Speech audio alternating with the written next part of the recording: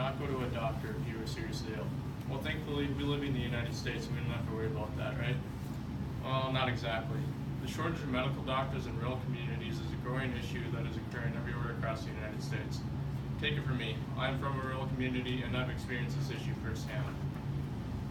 The United States of America has some of the most elite doctors in the world, and we are constantly getting a steady supply of them with each year to come.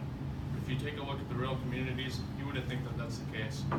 Today, I'm going to talk about three main points. I'm going to start off by giving some simple statistics regarding the shortage of medical doctors in rural areas, followed by some reasons for this shortage, and finally, I'll give some solutions that are being presented to fight this issue. First, let's look at the statistics. According to the American Medical Association, there is an average of 53 physicians for every 100,000 people living in rural areas across the United States.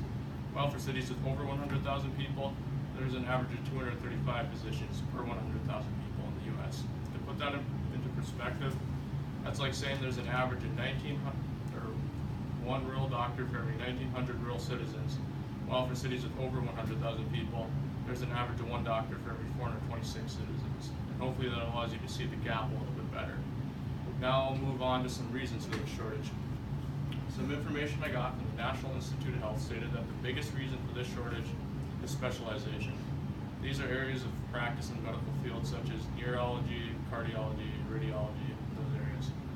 Rural communities, they have no need for specialized doctors. They usually just look for general practitioners and family doctors. And with specialization becoming so popular these days, it takes away from the popularity of a general practitioner or a family doctor, which is really deeply impacting the rural communities. That is the biggest reason behind that shortage. Now, let's look at some solutions that are being presented to fight this issue. According to an article I got from Jefferson University, the most commonly practiced solution so far is that some medical schools are looking at students who are interested in resuming rural practice, and they're giving them preference of admission over students who aren't. A perfect example of this is actually the University of North Dakota in Grand Forks. They are really committed to generating rural physicians.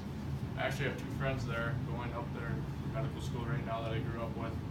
And when they're done with medical school, they are going to resume rural practice right here in North Dakota. And I think that's such a great thing that the university is doing that, especially for North Dakota. We have so many rural communities here. And as you can see now, the shortage of medical doctors in rural areas is definitely a real issue, and it's not a good deal. Although we live in a nation where we usually take our excellent medical care for granted, we have to remember that there are plenty of areas in this country where that's not always the case. And the people of the rural communities, they are a perfect example of this. They experience this issue firsthand every day, and they should really not have to. And when you're thinking about whether or not this issue is actually important, just remember that doctors do save lives.